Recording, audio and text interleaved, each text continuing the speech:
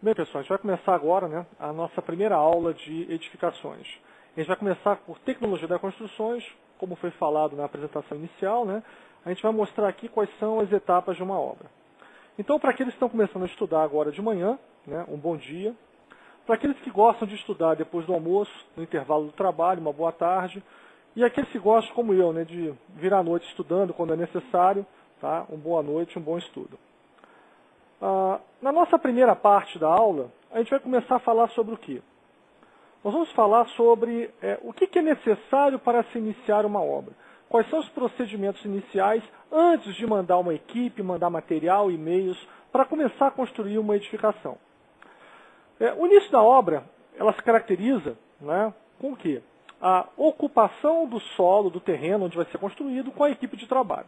Porém, algumas atividades devem ser realizadas antes dessa ocupação do terreno. Nós temos que fazer levantamentos topográficos, sondagens, vistorias, projetos, né, um orçamento detalhado da obra, cronogramas e outros. Essa parte anterior à obra vai ser bem abordada na parte de fiscalização, orçamentação, planejamento e controle. Né. Mas vamos considerar aqui alguns aspectos importantes que devem ser analisados antes de começar a obra, até mesmo para que vocês entendam o funcionamento da construção de um edifício. Primeiro, levantamento topográfico. O que eu faço num levantamento topográfico? Eu faço a confirmação em loco das divergências, isto é, as diferenças entre as medidas que estão na escritura do terreno, né, e o que realmente existe na realidade, o que realmente existe em loco. Por que eu faço isso? Porque se eu locar o meu prédio de forma errada, eu posso estar ferindo uma norma municipal e não vou conseguir a aprovação, né, dos órgãos de controle do município em relação ao habite daquela edificação. Isso pode prejudicar a regularização desse imóvel futuramente. Então é importante que eu tenha esse controle na hora de executar uma edificação, que ela seja construída no local certo. Para pequenos terrenos, como é que eu faço a verificação do terreno, né, para pequenas obras? A gente, na hora de fazer um levantamento topográfico, eu tenho que me preocupar com a largura e a profundidade do terreno. Isso é importante, é fácil de fazer. O que eu uso para isso? Eu uso uma trena em terrenos pequenos. Agora, eu também preciso verificar a altura das diversas partes do terreno. Isso é, a conformação dele tridimensional. Por que isso? Porque muitas vezes está no projeto previsto eu construir um prédio no plano e o terreno não é plano. O terreno tem uma elevação. Então eu tenho que fazer o quê? Eu tenho que confirmar se aqueles dados que estão no projeto estão de acordo com o terreno original. E como é que eu faço isso em pequenas edificações? Basta eu ter uma mangueira com água dentro, né, e eu verifico o quê? Através dos vasos comunicantes, eu sei que o nível de uma água na ponta de uma mangueira é o mesmo nível da outra. Então eu tendo uma referência no meu terreno e correndo a outra ponta da mangueira por todo o terreno, eu vou ver o quê? Eu vou saber, né, vou ter condições de medir qual é a cota, isso é, qual é a altura em cada ponto do terreno. Quando eu tenho grandes terrenos ou grandes obras, eu utilizo equipamentos um pouco mais sofisticados para fazer isso. Aqui o nosso primeiro equipamento que foi relacionado é o teodolito. Hoje em dia ele está muito em desuso, até por causa de novas tecnologias. Mas é o tipo de equipamento que ainda se usa e pode cair na prova. O que o teodolito faz? Ele mede ângulos horizontais, verticais, né, e indiretamente ele mede alturas e distâncias.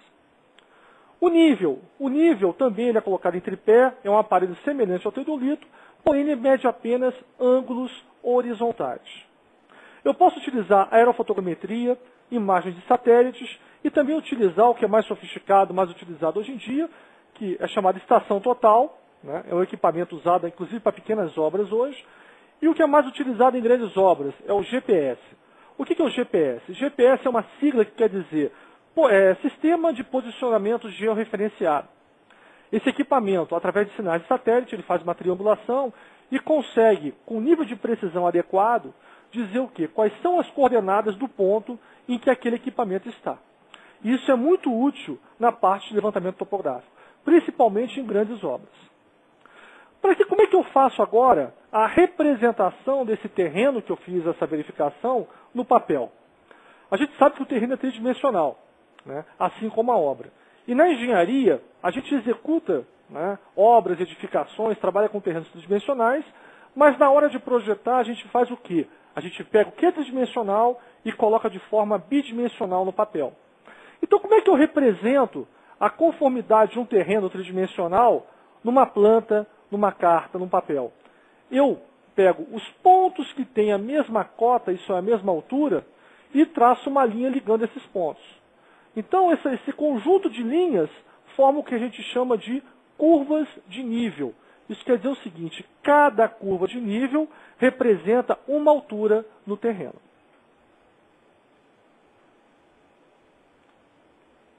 Então aqui, né, só para exemplificar, o pessoal que nunca viu uma obra, um levantamento topográfico feito no terreno, né, utilizando um equipamento que provavelmente é um teodolito ou um nível. Outro aspecto importante também que deve ser feito antes de começar uma obra, que é a questão de sondagem. O que é sondagem? Quando a gente chega num terreno para construir uma edificação, a gente vê o quê? Apenas a parte superficial do solo. Nós não conseguimos enxergar o que está debaixo desse solo. Só que tem um aspecto muito importante. O que serve o solo? O solo serve para sustentar a edificação. E a edificação, ela tem um peso significativo. Se esse solo não tiver capacidade de suportar o peso da edificação, o que vai acontecer com ela? Ela vai, o que a gente chama de recalcar, ela vai afundar. E isso não é interessante numa obra, na construção de um prédio, de um edifício. O que é interessante? Que ele se mantém estático durante toda a sua vida útil.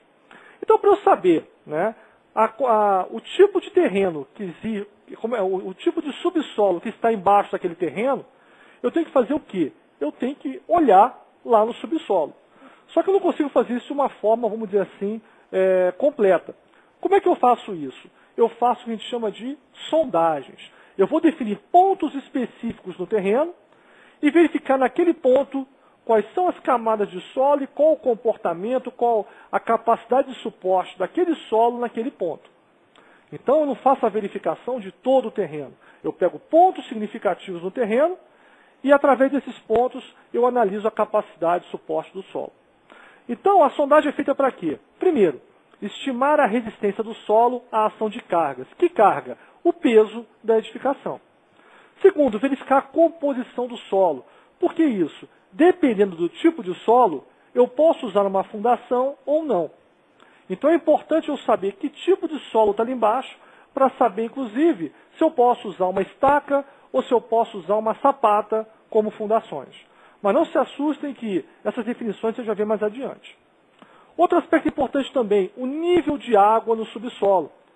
Se o nível de água no subsolo é muito profundo, eu vou estar trabalhando em escavações, né, secas. Mas a partir do momento que o nível de água no solo é muito alto, quer dizer, eu tenho um lençol freático que está próximo da minha fundação, o que vai acontecer? Na hora de eu fazer a escavação, essa água vai surgir. E isso não vai ser bom para a execução das fundações. Logo, eu vou ter que fazer o quê? Retirar essa água. Só que ao retirar essa água, a gente vai ver mais adiante o processo que é feito, eu vou acontecer o quê? Vai gerar um custo adicional na minha obra. E eu tenho que considerar esse custo na orçamentação, que vai ser um assunto que a gente já vê no terceiro ou quarto encontro.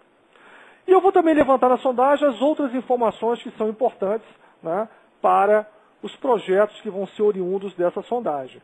Que projetos esses? Os projetos de fundação.